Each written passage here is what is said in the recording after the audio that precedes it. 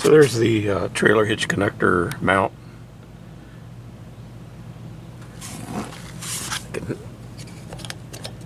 It's just clamped on right now. That's about where I want it to be right there. So I'm working on this 2025 Mazda CX-90. I'm going to disconnect the battery to install the trailer hitch. And I'm on, I noticed that I can actually see the 10mm nut for the negative battery terminal.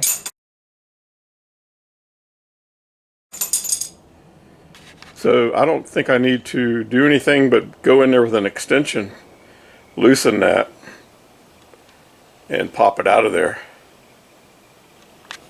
I went ahead and opened the trunk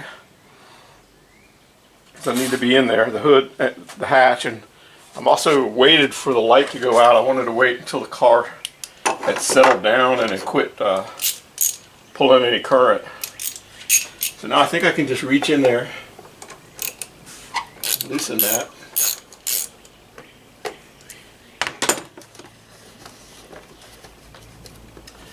Yeah, I can get it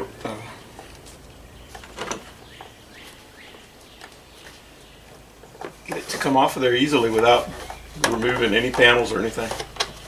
Now I just need to move it out of the way so it won't touch. I'm going to kick it back in the back there if I can.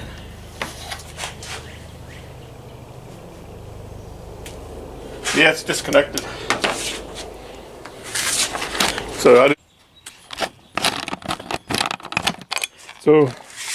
I'm installing the trailer hitch module. So I've got the tire brought up, and here you can see I've routed the cable. This goes to the connector right here. And that's all hooked up. And now I'm just working on this part in here. And they talk about removing this trim panel and removing this.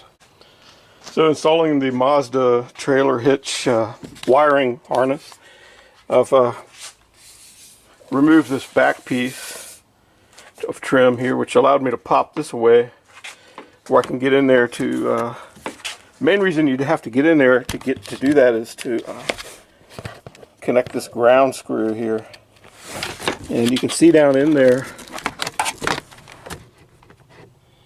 this is the white connector that you plug the wiring harness into, and down below it there, that's the module that you attach. And then you just zip tie. You can see. Let's see here.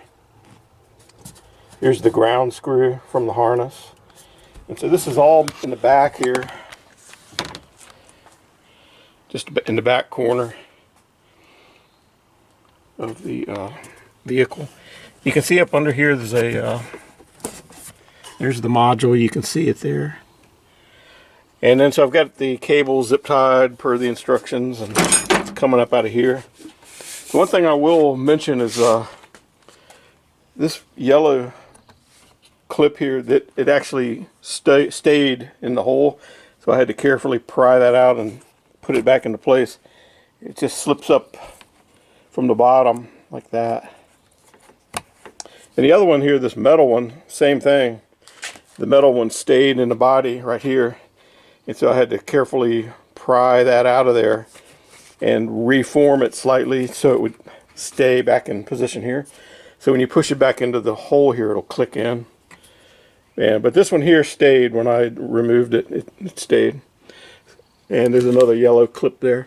So now I've got it pretty much, I've got all the connections made, and it's just a matter of putting all the trim back, snapping it all together, and hopefully everything will go back into place. So the next step is to add the fuses that they provide in the kit.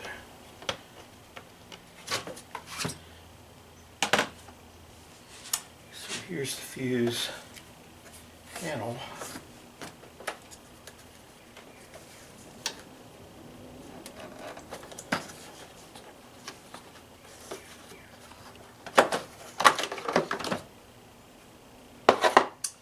So there's 3 fuses you add.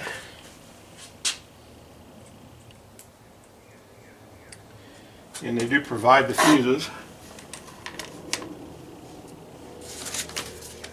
It's a 20, 15, 15.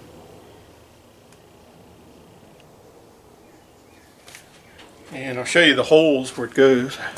So right in here's the fuse panel. And you can see on the drawing here, they're indicating these three positions here, and that's the close-up view. And so over here you see there's the three empty slots. So it's going to be a 20, 15, 15. There's my fuses. The yellow one's the 20, and then there's these two 15s. So all I got to do is plug those in and button this up and hook on the battery back, and hopefully everything's cool.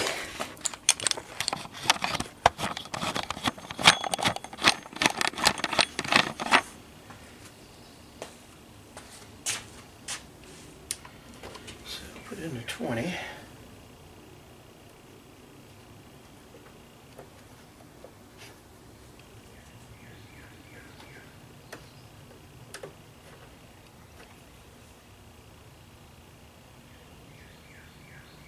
Weird, they don't go down very far. Let's see. It's supposed to be that way.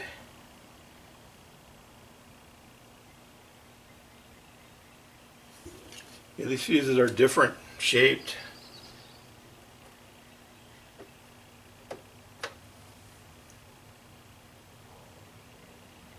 Unusual.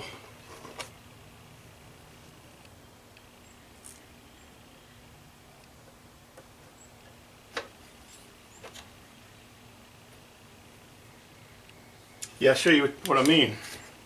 They stand up. And when you look at them closely, you can tell the shape of the body of the fuse is slightly different.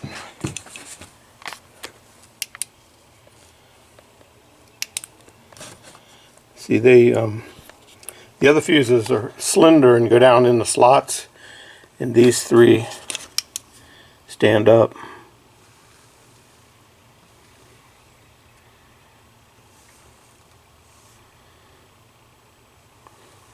Odd. Hopefully that works. I don't know. That's kind of unusual, I think. We'll see if it works. So now I'm going to reattach the negative terminal of the battery.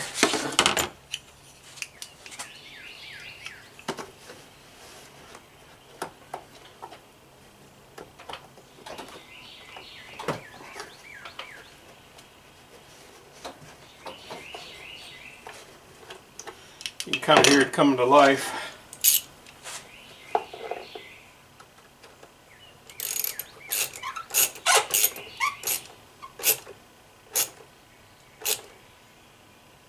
Make sure she's on there good and snug.